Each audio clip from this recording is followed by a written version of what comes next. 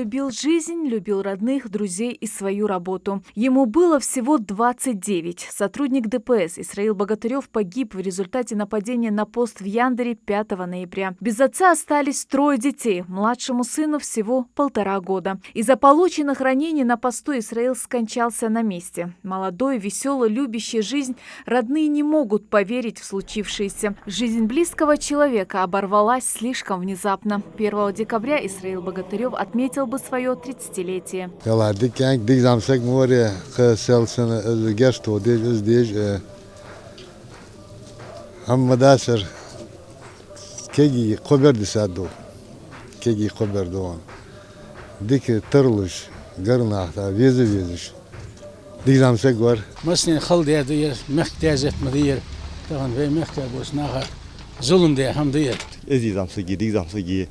Улу дигного сварил Израиль. Я улу дигзамсым. Уторшан хазахан бархайс могуш кодио, кода код тезет акодиалч. Снан бархайс могуш. Чё хамта анта ташар. Бодади Аллаху дауши гештото ва визана белелон. Бусашара да иман сабултан визде. Бусашара беркат лутан. Эдизамсыги улу вахтшхана дион должи. Еще один герой и невосполнимая утрата. Боль от потери родного человека Герихана Нальгиева навсегда останется в сердцах его близких. Тот день родные погибшего вспоминают будто страшный сон. Это было в пятницу 7 сентября 2012 года. Он приехал с работы, пообедал и ждал отца из мечети. По его приезду в спешке собрался и уехал на его машине. Тогда, конечно же, никто не знал, что бандиты подложили взрывчатку у мечети в автомобиль отца. Проехав несколько сот метров, машина взлетела в воздух. И спасти раненого Герихана врачи уже не смогли. За 30 лет он никогда в жизни что-то против занятия, против меня, он не то что сказал, он даже кос на меня не посмотрел. До того у него уважение к родителям было, ко мне, к матери, и к дядькам, всем. Ну, уважение у него большое очень было. Настоящего человека узнаешь только после смерти. Он начинает осознавать, узнать, что за человек он был. И вот с каждым днем я все больше и больше убеждаюсь. Ну, идеальный он, хотя мне не прыщет, но идеальный пацан был. Любой закон, смешной, всегда яч. Сантишл даже маркяне, саканза, дела что да звать, санза.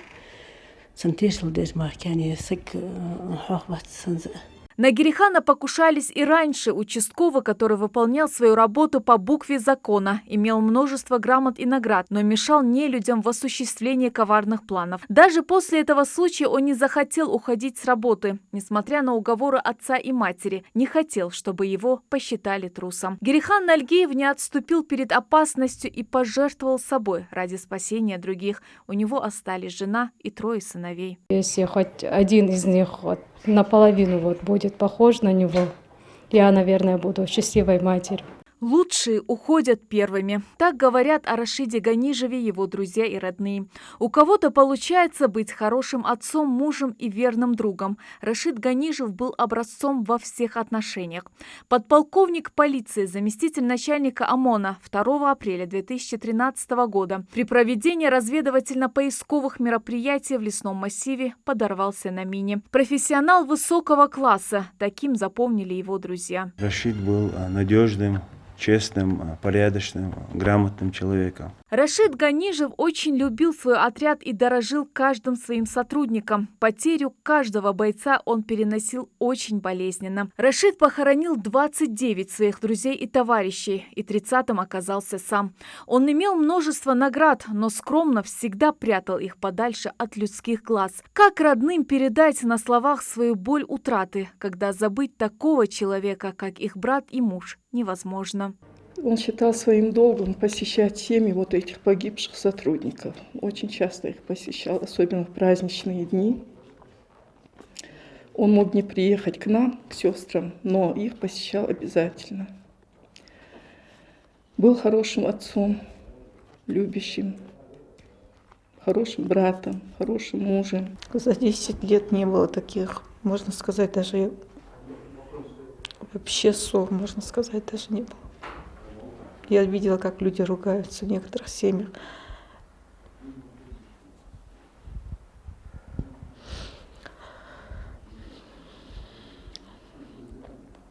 И была рада, что такой отец у моих детей.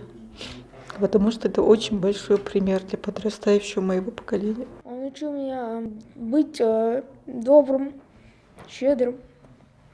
Он сам был очень добрым. Эти истории – память и неугасающая боль о тех, кто выполнил свой служебный долг ценой собственной жизни. Как это ни прискорбно звучит, но нам не вернуть погибших, не повернуть время вспять. Но в наших силах хранить память о людях, шагнувших в бессмертие и ставших легендой.